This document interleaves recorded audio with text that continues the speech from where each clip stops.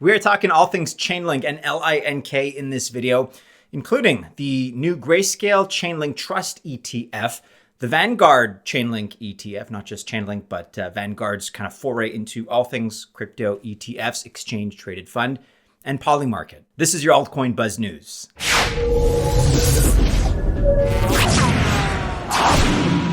All right, happy Thursday. We continue to kind of enjoy a little bit of a bounce, very modest, but across all of the crypto markets, numbers are up these last few days. Projects have been somewhat recovering. Again, nothing too crazy or too sensational, but it's a trend that we're seeing. It's a pattern that we're seeing.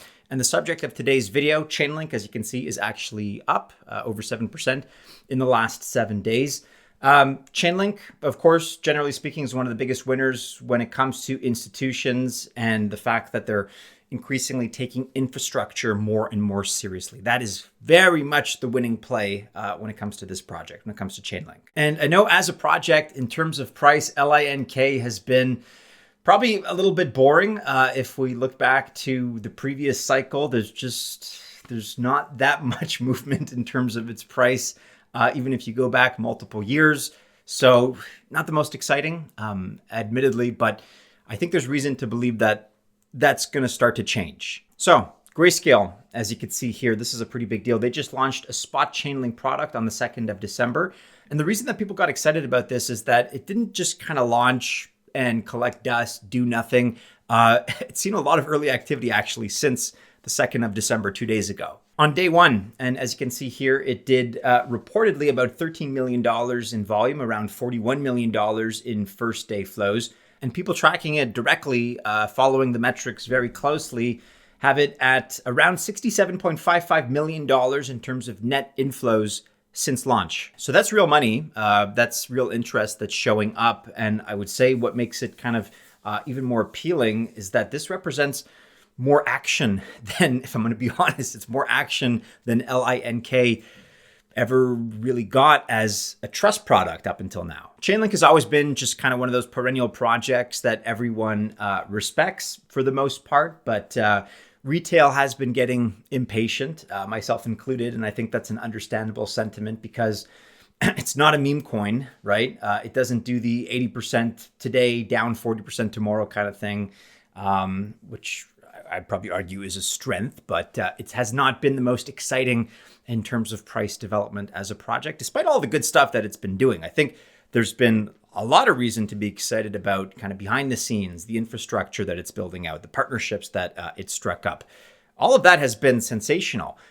It's just not the sort of stuff, for whatever reason, that has translated into positive price for LINK. And, that's the part now that has started to frustrate a lot of people, understandably. But that being said, if you do look at what the smart money is doing and you take a look at the actions, forget about what they're saying, but the concrete actions of the crypto whales, for example, they are making moves here. You got posts saying that whales have bought millions of LINK in a short period of time. Ali charts here, 4.73 million Chainlink bought by whales in 48 hours. And then we also have Vanguard, which for context is the world's second largest asset manager, roughly $11 trillion in AUM, assets under management. So not billion. This is, forget about the billion club. This is the trillion club, 11 trillion AUM. They are reportedly allowing clients on their platform rather to access third-party spot crypto products. And there's a little bit of a nuance here that I think is important to catch, because Vanguard does not seem to be launching their own ETFs. They are not doing a full crypto pivot. What they're basically doing is the more important thing. They're saying, okay, fine, you want regulated crypto exposure, you can get it here. And these are your options kind of thing. That is significant, in my opinion, because it removes friction from the equation. It removes stigma. It just makes things more normalized and kind of adds credibility in that sense. And here's the thing. If link exposure is included in what shows up on the platform, it means that a lot of people, millions of people, in fact, who would not otherwise touch an exchange, well, they now have exposure to these assets, to Chainlinks, with just a couple of clicks within a platform, that they're already familiar with. And that is huge for Chainlink any way you look at it. Now let's talk about Polymarket, because Polymarket here is rolling out a US app waitlist first. That's kind of the initial step. And invites are going out gradually. They're saying Android is coming soon. So be on the lookout for that. And really, if Polymarket is coming back into the United States, which by all accounts it is right now, that is a clear signal that consumer crypto is re-entering the mainstream.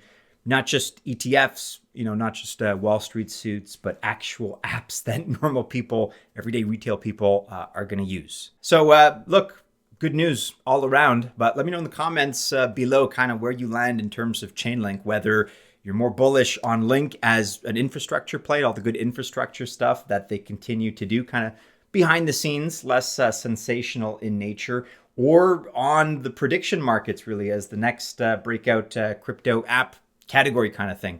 Curious to hear your thoughts about that. Here now is a quick DeFi upgrade that actually matters if you trade on DEXs, decentralized exchanges, especially, by the way, on BNB chain. Thena, that's THENA, which is one of the bigger DEXs on the BNB chain. They just integrated something called DSLTP from Orbs, and they're the first DEX to roll it out. The idea here is pretty simple. It just brings stop loss and take profit style automation to on-chain swaps. So if you've ever traded on Binance, Coinbase, or any other major exchange for that matter, you already know how basic those tools are. You set a price, and then if the market hits, your order fires. On centralized exchanges, it works because the exchange runs servers that watch price and execute for you. But on DEXs, historically, it's just been a lot messier. Most people end up doing what is typically the worst possible strategy, staring at charts all day or reacting just way too late. So what Orbs is trying to do here with DSLTP is rebuild that same experience, but in a way that works on chain without some company acting as the middleman. On Thena, you can set conditions for a swap, like for example, sell if price drops by 5%, and also take profit if pumps to a given level, whatever you set it at, right? And then it can trigger automatically when the price hits. Thena's version even lets you set things like a trigger price and an expiry time, which is the kind of detail that real experienced traders actually care about. Check out this article on altcoinbuzz.io for a full breakdown. I will link to it in the description below.